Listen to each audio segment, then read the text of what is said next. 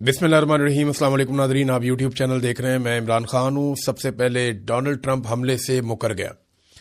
یہ جو ایران کے اندر اٹیک ہوا ایک فیسلٹی کے اوپر، ایک گیس کی تنصیب پہ جو حملہ کیا گیا پارس میں، اس حوالے سے پہلے یہ دعویٰ کیا گیا، امریکی میڈیا نے دعویٰ کیا، امریکی حکومتی سورسز نے دعویٰ کیا کہ یہ اسرائیل نے اور امریکہ نے مل کر اس کا پلان کیا تھا اور کوارڈینیشن کے ساتھ یہ حملہ کیا گیا۔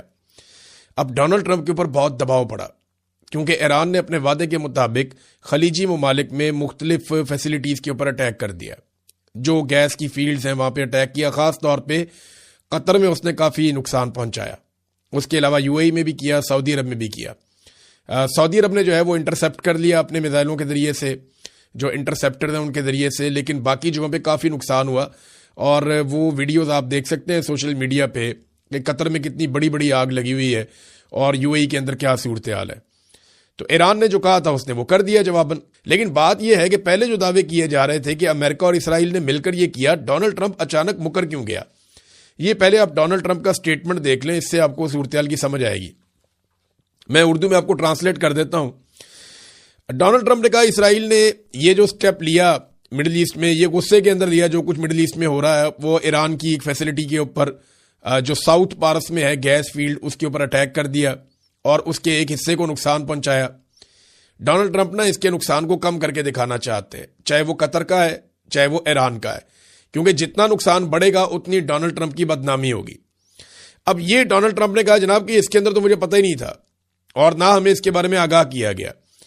ڈونلڈ ٹرمپ کہتا ہے اسرائیل نے یہ خود ہی کیا ہے، اور اس کے بعد وہ یہ کہتا ہے کہ بدقسمتی سے ایران نے اس کے رد عمل کے بعد جو کچھ کیا اور جس قسم کا ایران نے اٹیک کیا قطر پہ، اس کو ڈونلڈ ٹرمپ نے بہت غلط قرار دیا۔ اور فائنلی ڈونلڈ ٹرمپ نے دھمکی بھی دی کہ پھر ہم بہت بڑی تباہی پھیریں گے اگر ایران نے دوبارہ قطر پہ یا کسی اور جگہ پہ گیس فیلڈ کے اوپر اٹیک کیا تو اٹیک تو پہلے ایران کے اوپر ہوا تھا، ایران نے جواباً حملہ کیا ہے۔ ایران خود سے تو حملہ نہیں کر رہا تھا، اور اس کا جو حملہ ہے اس کے بعد مذمتی باقاعدہ بیانات جاری کیے گئے ہیں۔ مختلف ممالک کے جو سفیر ہیں یا وزرائے خارجہ ہیں وہ اکٹھے بیٹھے، انہوں نے ایک سٹیٹمنٹ بھی جاری کیا، وہ میں آپ کو بھی بتا دیتا ہوں۔ لیکن پہلے یہ دعویٰ کیا جا رہا تھا امریکی میڈیا میں، اسرائیلی میڈیا میں، اور اسرائیل نے ابھی دوبارہ کنفرمیشن دی ہے۔ جب ڈونلڈ ٹرمپ نے یہ سٹیٹمنٹ دے دیا اس کے بعد بھی اسرائیل نے کہا کہ نہیں، یہ جو اٹیک کیا گیا ہے اسرائیل کی جانب سے ایران کی گیس فیلڈ پہ، یہ ڈونلڈ ٹرمپ کی مشاورت سے کیا گیا ہے۔ ڈونلڈ ٹرمپ کیوں مکر گیا، پیچھے کیوں ہٹنا پڑا، یہ ایک بڑا سوال ہے۔ اس کا سادہ جواب میں آپ کو دیتا ہوں کہ ڈونلڈ ٹرمپ کے اوپر بہت شدید تنقید ہوئی ہے، نہ صرف یورپ میں بلکہ امریکہ کے اندر اور گلف ممالک کی جانب سے بھی ڈونلڈ ٹرمپ پہ بہت زیادہ تنقید ہوئی ہے۔ وجہ یہ ہے کہ ایک دم سے اتنے بڑے اٹیکس کے بعد عالمی سطح پہ پیٹرولیم اور گیس کی مصنوعات کی قیمتیں بہت بڑھ گئی ہیں۔ پوری دنیا میں مہنگائی کی ایک ویو آئی ہے۔ اس وقت اگر آپ انٹرنیشنل جو کروڈ آئل کی پرائس ہے اس کو آپ چیک کر لیں تو آپ کو پتا چل جائے گا وہ $110 سے اوپر جا رہی ہے، کبھی 112، کبھی 113، یہ ویری کرتی رہتی ہے بہت تیزی سے، لیکن عالمی منڈی میں یہ قیمتیں بڑھ رہی ہیں۔ اب ان کو روکنا ہے تو ایک ہی طریقہ ہے کہ آپ نے ہرمز کھل جائے اور یہاں پہ کشیدگی ختم ہو جائے اور جو آئل کی اور گیس کی تنصیبات ہیں ان کو نشانہ نہ بنایا جائے۔ لیکن ڈونلڈ ٹرمپ ایسا کچھ بھی کرنے میں کامیاب نہیں ہو پا رہا۔ امریکی ریاست کیلیفورنیا کے گورنر ہیں، انہوں نے ڈونلڈ ٹرمپ کو بے نقاب کرتے ہوئے کہا کہ پورے ملک میں پیٹرول کی قیمتیں تیزی سے بڑھ رہی ہیں، امریکی فوجی ہلاک ہو رہے ہیں، زخمی ہو رہے ہیں، ہمارے دیرینہ اتحادی پرانے وہ ہمیں چھوڑ رہے ہیں، اور امریکہ کے صدر کو بالکل اندازہ نہیں ہے کہ وہ کیا کر رہا ہے۔ آپ اندازہ لگائیں نا کہ یہ اس وقت ڈونلڈ ٹرمپ کی صورتحال ہے۔ عالمی منڈی میں دیکھیں اب آگ تو لگے گی پیٹرول کی قیمتوں کو، گیس کی قیمتوں کو، جب ان کی تنصیبات کو آگ لگے گی اور ان کے جو روٹس ہیں وہ بند ہو جائیں گے۔ ایک اور انکشاف کیا ہے نیشنل کاؤنٹر ٹیررزم کے سابق سربراہ ہیں جو کینٹ، انہوں نے یہ کہتے ہیں جی کہ علی لاریجانی امن مذاکرات کر رہے تھے لیکن انہیں قتل کر دیا گیا۔ اسرائیل مستقل ایک جنگ چاہتا ہے۔ میں نے آپ کو پہلے بھی کہا تھا نا کہ اسرائیل کے لیے یہ آخری موقع ہے۔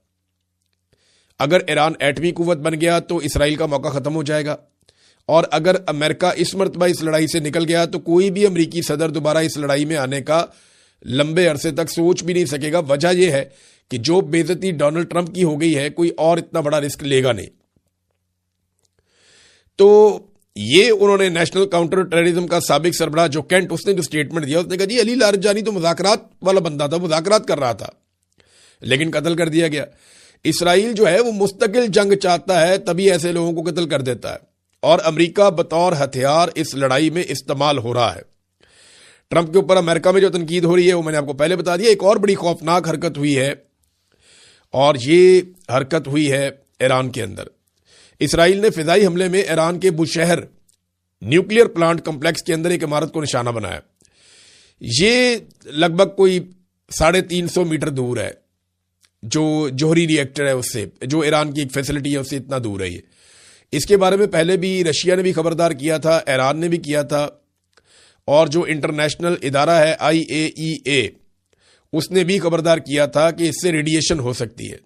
ابھی تو کچھ ایسا نہیں ہوا، لیکن روس نے اسے بہت غیر ذمہ دارانہ قرار دیتے ہوئے مذمت کی ہے، کیونکہ وہاں پہ فعال ریئیکٹر اور موجود عملہ وہ قریب ہے۔ خدا نخواستہ اگر یہاں پہ ریڈیشن ہو جاتی ہے، یا اس جگہ پہ کوئی اس قسم کا ایٹمی مواد، کیونکہ یہاں پہ یہ کام کر رہے ہیں، اور یہ ایک اس کو جو کام کر رہے ہیں یہ توانائی کے حوالے سے کام کر رہا ہے ایران، ان کا یہ دعویٰ ہے۔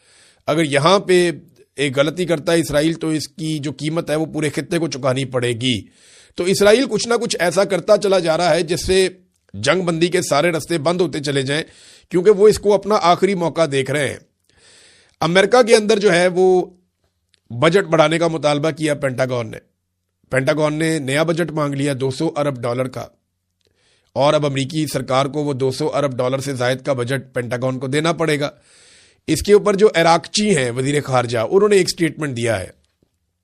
انہوں نے کہا جی جنگ کو ابھی صرف 3 ہفتے ہوئے ہیں، اور یہ آپ کی چوائس کی جنگ ہے، اپنی مرضی سے آپ نے لڑی ہے، اور یہ امپوز کی گئی ہے ایرانیوں کے اوپر اور امریکنز کے اوپر۔ یعنی ایرانی بھی یہ جنگ لڑنا نہیں چاہتے، امریکن بھی یہ جنگ لڑنا نہیں چاہتے، لیکن نیتن یاہو کی شرارت سے امریکہ اس کے اندر آ گیا اور ڈونلڈ ٹرمپ استعمال ہو گیا۔